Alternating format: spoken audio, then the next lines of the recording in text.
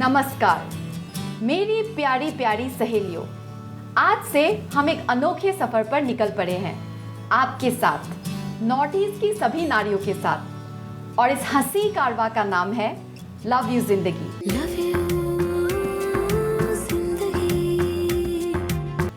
ये एक complete 360 degree show है। यहाँ पे आपको नारी से जुड़ी सभी बातें और पहलू देखने को मिलेंगे। बात चाहे करियर की हो या हेल्थ की, फैशन, फूड या शॉपिंग की, ये सब आपको देखने को मिलेगा लव यू जिंदगी में। यहाँ पे मुस्कुराते पंछी हैं, लहराते बादल और रंग से भरा इंद्रधनुष भी, जो आपको जिंदगी से प्यार करना सिखाते हैं। तो आइए अपनी होस्ट और दोस्त मोनिशा के साथ चलिए उड़ते हैं नॉर्थ ईस्ट के गगन में।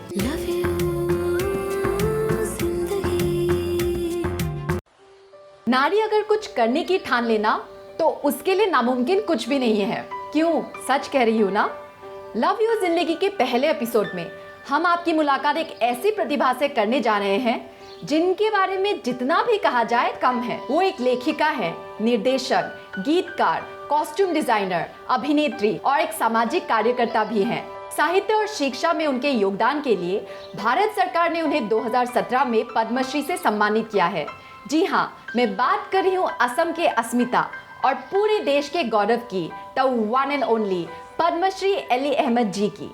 चलिए उनसे मिलते हैं हमारे स्पॉटलाइट सेगमेंट में।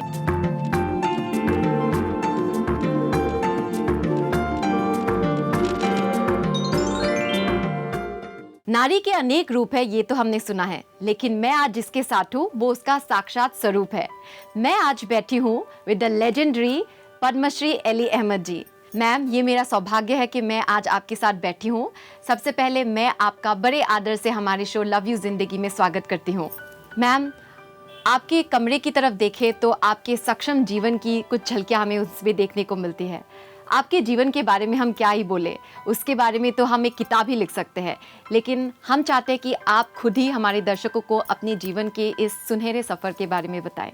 अच्छा था, पिताजी था, मेरा छोटा भाई दारा अहमद, वो जब छोटा था तो माँ गुजर गया। अच्छा। 1935 14 मार्च में मेरा जन्म हो गया। अच्छा। सिनेमा बाहर हुआ, मेरा भी जन्म हुआ। वो टाइम मैं जब जन्म हुआ वो टाइम ब्रिटिश का राजत्व है, ब्रिटिश का रूल किया। पिताजी ब्रिटिश के अंडर में काम किया जी।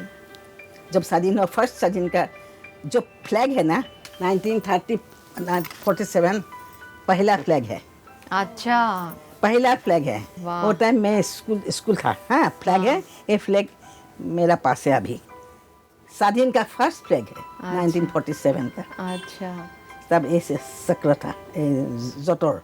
उसके बाद मैंने लिखा है मेरे 1930 मेरा पिताजी 62 में गुजर गया। 63 में आसाम में साहित्य सभा का मीटिंग हुआ जी, अधिवेशन हुआ। इसका आगे एजुकेशन रैली में मेरा ड्रामा मैं प्रेजेंट किया, मेरा सिखाया। और से शुरू हो गया 1965 में मैं गुवाहाटी आ गया। आपको साहित्य अकादमी अवार्ड मिला है, तो वो किस किताब के लिए मिला है? मेरा चिल्ड्रन का जो मैंने बहुत किया ना साहित्य के, मालूम नहीं, भूला है, एक कागज़ आया है आपका साहित्य अकादमी मिला है। मैं तो सोचा ही नहीं कैसे मेरे साहित्य का मैंने मिला है। अच्छा है। तो आप इतने सारे बच्चों के बुक्स लिखते हैं, तो आपको उसमें क्या मज़ा आता है? अच्छा लग रहा है। साहिल का जो ब्रेन है, साहिल का जो कल्चर है, साहिल का जो मौन है, उसको मन होने चाहिए। साहिल का किताब लिखने से साहिल होने चाहिए। अपनी खुद साहिल बना जाओ, ऐसे बड़ा हो गया साहिल का किताब लिखने से नहीं होगा। आप कितनी ही महिलाओं के लिए बहुत बड़ी प्रेरणा है। मैं जानना चाहूँगी कि आपकी प्रेरणा कौन है? प्रेरणा मेरा लाइफ है। लाइफ।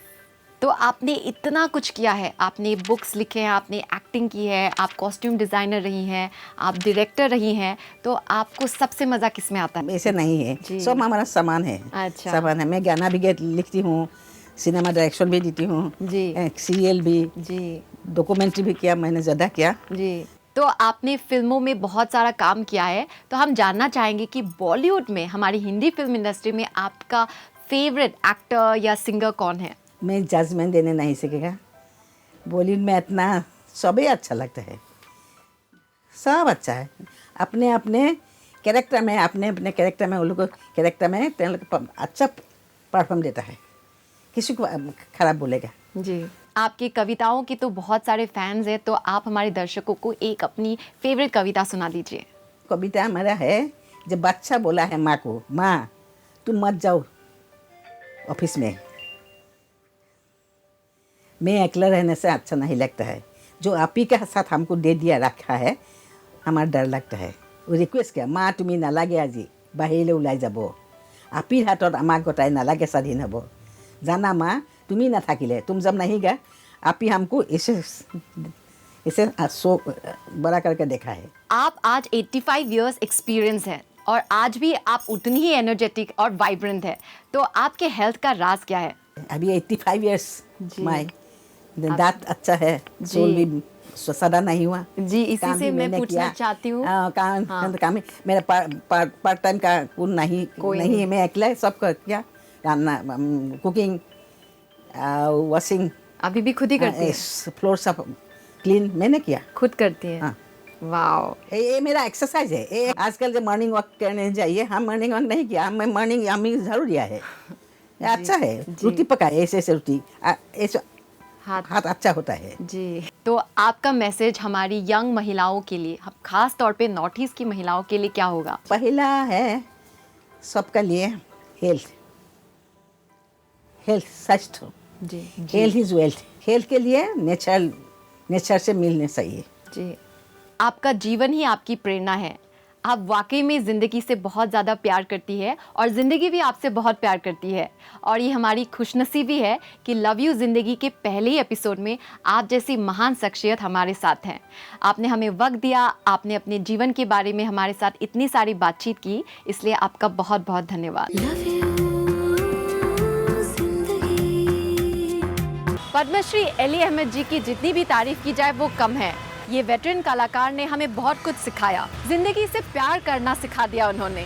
तो चलिए, अब वक्त आ गया है शॉपिंग से प्यार करने का, जहाँ मैं आपको नॉर्थ ईस्ट के एक नए शहर के खूबसूरत मार्केट में शॉपिंग की सैर पर ले चलूंगी, क्योंकि अब वक्त आ गया है हमारे अगले सेगमेंट का, जो कि है स्टाइल रैप।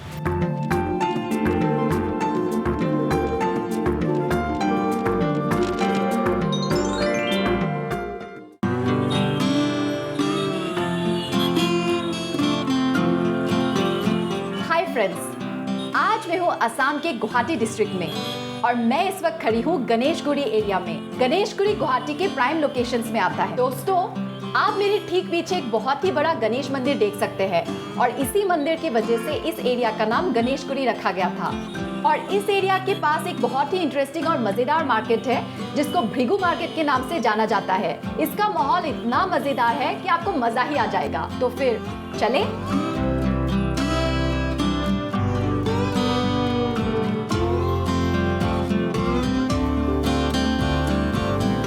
प्योर सिल्क है।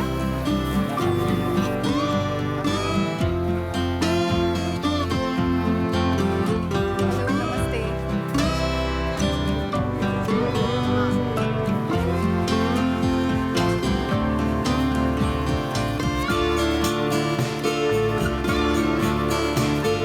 इसको क्या बोलते हैं? नुनीपत बोलते हैं। नुनीपत। अच्छा।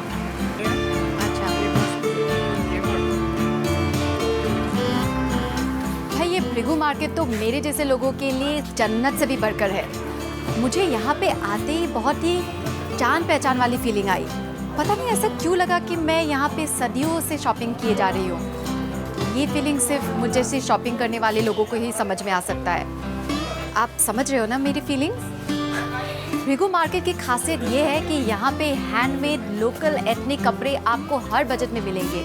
यहाँ पे आपको 400 रुपये तक में लोकल एथनिक ब्यूटीफुल कॉस्ट्यूम मिलेंगे, जो बिल्कुल हैंडमेड होते हैं और कॉटन होते हैं। यहाँ पे एथनिक ज्वेलरी, जूते, चप्पल, होम फर्नीचर, सब कुछ आपको हर प्राइस रेंज में, लेकिन आपके बजट में मिलेंगे।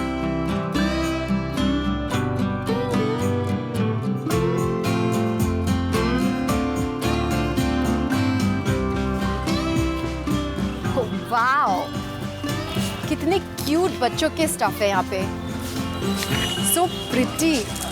क्या किससे बना हुआ है? ये पीतल से बना हुआ है। किसे? पीतल से। पीतल से बनाया हुआ है। तो ये पीतल का है। पीतल का है। तो पीतल का ट्रेडिशनल इसे कोई सम्मान के लिए इसीलिए अच्छा कौन सा ओके ओके दिखाइए।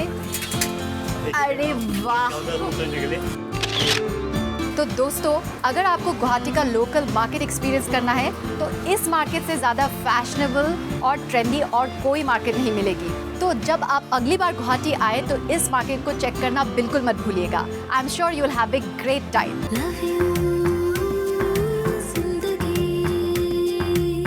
कहते हैं कि संतान को माँ जन्म देती है और उसके शरीर में बहुत सारे बदलाव और तकलीफें आती है। तो आयुर्वेद इसके लिए कितना हेल्पफुल है, इसके बारे में हम आपको जानकारी देंगे हमारे हेल्थ मंत्रा सेगमेंट में।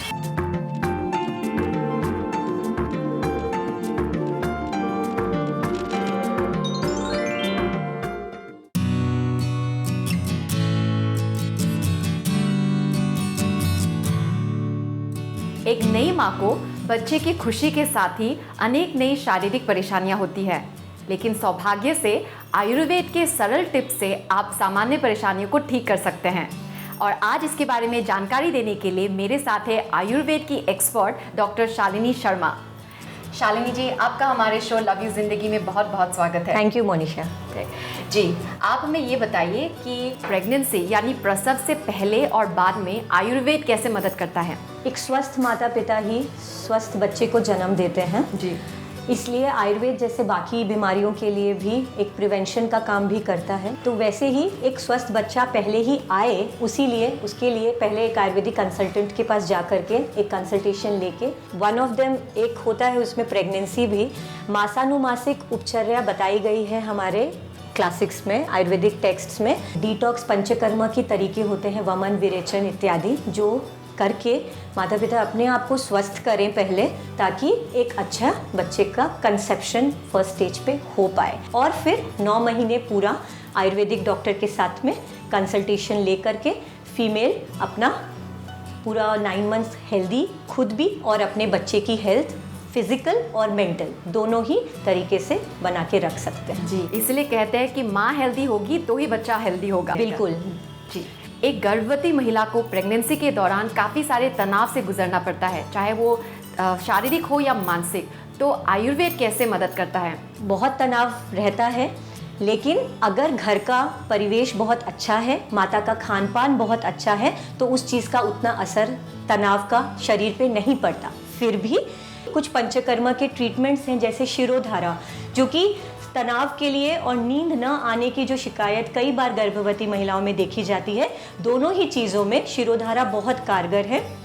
हल्के हाथों से की गए अभ्यंग, जो कि आयुर्वेदिक मेडिकेटेड ऑयल से मसाज होती है, वो भी हल्के हाथों से एक डॉक्टर की गाइडेंस में जब की जाए तो वो भी तनाव को रिलीव करती है। और अनुलोम विलोम और भ्रामरी और ओम चैंटिंग ये करने से तनाव कम होता ही है और एक हेल्दी प्रेगनेंसी से गुजरते हैं और बच्चे की भी अच्छी मेंटल ग्रोथ होती है। प्रेगनेंसी के दौरान और डिलीवरी के बाद बॉडी वेट बहुत पुट ऑन कर लेते हैं महिलाएं, तो उसके लिए आयुर्वेद कैसे मदद करता है? आइडियली एक प्रेगनेंसी में देखा जाता है कि 11 से 12 किलो का वजन अच्छा होता है बढ़ना।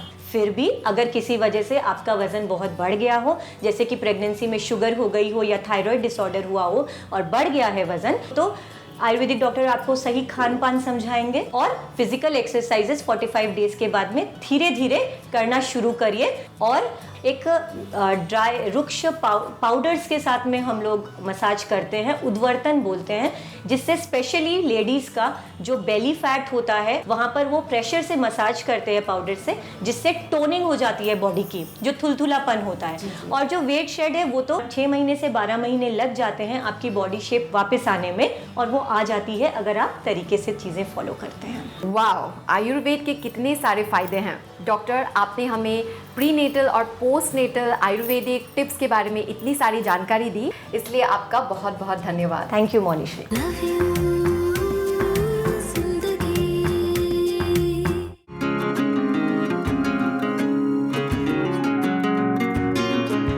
क्या आपको मेकअप करने का शौक है? अगर हाँ, तो आपके लिए मेकअप एंड स्टाइलिंग एक बहुत ही खूबसूरत करियर ऑप्शन बन सकता है। मेकअप के करियर में आप ब्यूटी पार्लर से लेकर स्पा, सैलून और मेकअप के ब्रांड्स के बिजनेस में जा सकते हैं।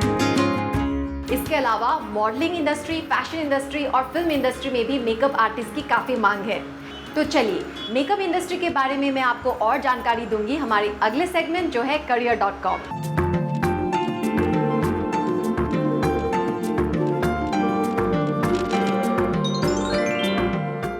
मेकअप एंड स्टाइलिंग में करियर बनाने के लिए आपको क्या क्या करना होगा, इसके बारे में पूरी जानकारी देने के लिए आज मेरे साथ है मिस जूरी सैकिया। जूरी जी, आपका हमारे शो लव यू जिंदगी में बहुत बहुत स्वागत है। धन्यवाद। आप हमें ये बताइए कि आप अपने एकेडमी में किस प्रकार का ट्रेनिंग देते हैं। हम लोग यहाँ पे बेसिकली मेकअप, हेयर स्टाइलिंग और फैशन स्टाइलिंग सिखाते हैं, क्योंकि फैशन स्टाइलिंग और मेकअप दोनों साथ साथ रहता है और उसके साथ साथ में हम लोग को हेयर स्टाइलिंग भी बहुत ही इंपॉर्टेंट एक पार्ट होता है। तो मेकअप आर्टिस्ट बनने के लिए क्या कोई खास क्वालिफिकेशन की ज़रूरत होती है? जिसको मतलब जिसका शौक है मेकअप का और स्टाइलिंग का, तो कोई भी ये ट्रेनिंग ले सकता है। इसके लिए कोई पढ़ा लिखा या फिर कोई बहुत स्पेशल मतलब बैकग्राउंड का ज़रूरत नहीं होता है। अच्छा, तो कितना लंबा होता है ये कोर्स? हम लोग का 2 कोर्स होता है, एक 3 मंथ्स का होता है, एक 6 मंथ्स का होता है। इन 3 और 6 मंथ्स के दौरान तो हम लोग एक मतलब पूरे टाइम में हम लोग का मतलब थ्योरी क्लास कुछ रहता नहीं है, क्योंकि ये पूरा डे 1 से हम लोग का एक प्रैक्टिकल नॉलेज दिया जाता है। प्रैक्टिकली वो लोग काम करते हैं, विभिन्न प्रकार के वो लोग मेकअप करते हैं और इसके साथ साथ में हम लोग मतलब एवरी मंथ हम लोग कुछ फ़ोटोशूट रखते हैं, ताकि वो लोग का एक एक्सपीरियंस हो कि कैसे फ़ोटोशूट में या फिर फोटोग्राफर्स का साथ कैसे काम किया जाता है। ये सारा मेकअप का कोई भी सा भी फील्ड हो तो हम लोग सारा ट्रेन कराते हैं अच्छे से। तो ये कोर्स खत्म होने के बाद यहाँ के स्टूडेंट्स के लिए किस प्रकार की जॉब अपॉर्चुनिटीज़ हैं? कई बड़े मतलब हाई एंड जो ब्रांड्स होते हैं मेकअप के, हम लोग को अप्रोच करते हैं, तो उसी हिसाब से लोग इंटरव्यू लेते हैं। या फिर हम लोग का कई स्टूडेंट्स हैं जो अभी मीडिया हाउस में, टीवी चैनल्स में या फिर फिल्म, ड्रामा ये सब में इन्वॉल्व हो रहे हैं, या फिर वो फ्रीलांसिंग मेकअप आर्टिस्ट का मतलब काम कर रहे हैं, या फिर अपना इंस्टीट्यूट स्टार्ट कर चुके हैं, तो फिर वो लोग अपना भी काम करते हैं या फिर अपना जॉब कुछ शुरू कर लेते हैं। तो आखिर में आप हमारे नॉर्थ ईस्ट के एस्पायरिंग मेकअप आर्टिस्ट को क्या मैसेज देना चाहेंगी? मैं मतलब मैसेज देना चाहूँगी कि एज अ मेकअप आर्टिस्ट मैं सोचती हूँ कि मतलब मेकअप का एक ये कोर्स करना या फिर ट्रेंड होने से या मेकअप को प्रोफेशनल लेने से सबसे बढ़िया बात है कि आप बहुत जल्दी अपने आप को एस्टेब्लिश कर सकते हैं। हाँ, और महिलाओं के लिए ये सबसे बात है, ये आप उसका मेकअप के लिए जाने के लिए ये आपका एक अपना टाइम रहता है जी। आप अपने हिसाब से मतलब टाइम फिक्स कर सकते हैं या फिर कुछ एडजस्टमेंट कर सकते हैं। आप घर में भी काम कर सकते हैं, एट द सेम टाइम आप काम के लिए बाहर भी जा सकते हैं, बंधे हुए नहीं होते। हाँ जी। हाँ। अगर आपको दूसरों को खूबसूरत बनाने का शौक है तो आपके लिए मेकअप एंड स्टाइलिंग एक बहुत ही अच्छा करियर साबित हो सकता है। जूरी जी, आपने हमारे साथ बातचीत की, हमें वक्त दिया, इसलिए आपका बहुत बहुत धन्यवाद।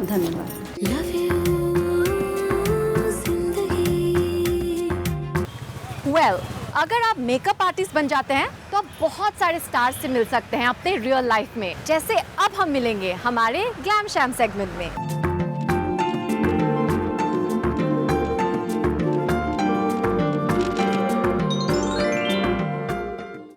हम कहते हैं कि हर जगह का कल्चर अलग होता है। आप नॉर्थ की तरफ चले जाएं, जहाँ से मैं हूँ, पंजाब हो, हरियाणा हो, हिमाचल हो, वहाँ के कल्चर हर जगह अलग है। मुंबई, महाराष्ट्र का कल्चर अलग है, साउथ का अलग है, नॉर्थ ईस्ट का बिल्कुल अलग है। लेकिन एक चीज़ जो हम सबको बांधे रखती है वो है हमारा एक भारतीयपन, जो कि है हमारी वार्मथ में, जो कि हमारी एक जब आपके यहाँ कोई गेस्ट आता है उसके लिए जो आप इतनी वार्मथ दिखाते हैं वो बहुत प्यारी लगी मुझे। जहाँ पे भी हम गए वहाँ की जो खूबसूरत साड़ी और शॉल्स हैं जो उनके टिपिकल हैं, नॉर्थ ईस्ट की जो साड़ियाँ हैं और जो शॉल्स हैं और जो कपड़ा है वो बहुत माना जाता है। तो जब मैं ख़रीदने गई तो उन्होंने ऑफकोर्स पहचाना और इतने प्यार से उन्होंने मेरी आवभगत की और वो दिया, और उनकी एक टिपिकल वो कुछ चाय थी वो दी। You don't forget all that. एक एक्टर होने से एक बात होती है कि लोग आपसे बहुत जल्दी रिलेट करते हैं, लेकिन वो जो अपनापन आपको देते हैं वो बहुत प्यारा है। और मुझे लगता है नॉर्थ ईस्ट उस मामले में किसी भी तरह से पीछे नहीं है। And such a beautiful place, बहुत अच्छा लगा वहाँ जाकर, और लगा कि हमारा भारत इतना खूबसूरत है और हम यहाँ के होकर अपनी ही जगहें जिन्हें हम कहते हैं कि ये शायद बहुत दूर है या इन्हें हम अपनी पॉपुलर रिजॉर्ट्स में से नहीं मानते, हमें जाना चाहिए। और अब मुझे लगता है बहुत सारे लोग जा रहे हैं। वहाँ इतनी खूबसूरत जगहें हैं, चाहे आप वहाँ की नदियाँ बोल लें, ब्रह्मपुत्र बोल लें, चाहे मुझे याद है हम लोग एक फिल्म फेस्टिवल के लिए गए थे अपनी फिल्म राम सिंह चारडी लेकर, और हमने एक गाड़ी ली उनसे, कैब वाला जो हमारे साथ था, तो हमने उसे कहा कि चिरापुंजी की तरफ ले चलो हमें। तो आधे रास्ते में, क्योंकि थोड़ा पहाड़ी रास्ता था, तो मुझे अच्छा लगता है कि मैं खुद चलाऊँ। तो ड्राइवर बेचारा थोड़ा सा घबरा गया कि मोहतरमा ये महिला हैं, चलाएंगी तो कैसा ये सड़कों पे से। तो मेरे डायरेक्टर और एक्टर जो साथ में थे उन्होंने उन्हें कहा कि नहीं, इन्हें चलाने दें, अच्छी ड्राइवर है। तो वो कैब ड्राइवर पीछे बैठे, और वो जो उस ड्राइव का मुझे मज़ा आया, इतनी खूबसूरत स्काईलाइन, इतने खूबसूरत पहाड़, चाहे वहाँ के घर जिस तरह से वो बनाए गए हैं, वो लगता है एक अलग अपनी दुनिया एक बसी हुई है, शांत प्यारी खूबसूरत सी। And then going to Guwahati, Kamakhya Devi मंदिर जो बहुत प्रख्यात है अपनी महिमा के लिए, वहाँ पर जाना तो ज़रूर बनता है। और मुझे याद है मैं अपनी माँ को लेकर खास वहाँ पर गई थी, और वहाँ की तो बहुत ज़्यादा मान्यता है उस मंदिर की। बहुत प्यारी यादें लेकर आई मैं अपने परिवार के साथ, और मैं आप सबसे कहना चाहूँगी कि नॉर्थ ईस्ट में अपना एक छुट्टी मनाने ज़रूर जाएं। तो बहुत प्यारी प्यारी सुंदर सुंदर यादें हैं, और अब मैं बहुत इंतज़ार में हूँ कि कब दोबारा मौका मिले और मैं उस तरफ जाऊँ। मुझे लगता है लव यू ज़िंदगी अपने आप में एक बहुत प्यारा सा संदेश है। तो ज़िंदगी एक भगवान की देन है, एक गिफ्ट है, और हर मोमेंट उसका आप एंजॉय करें। हर मोमेंट को, आज का लम्हा, सबसे इम्पॉर्टेंट लम्हा आज को एंजॉय करें। ज़िंदगी ऊपर वाले की देन है, इसे जितनी खूबसूरती से जी पाए ज़रूर जिए। लव यू ज़िंदगी।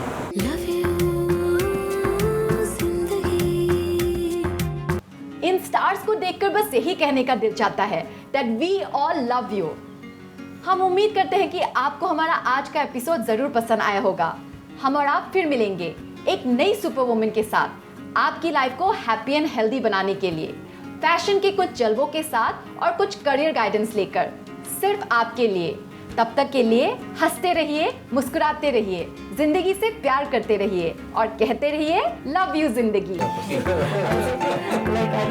आप मेरे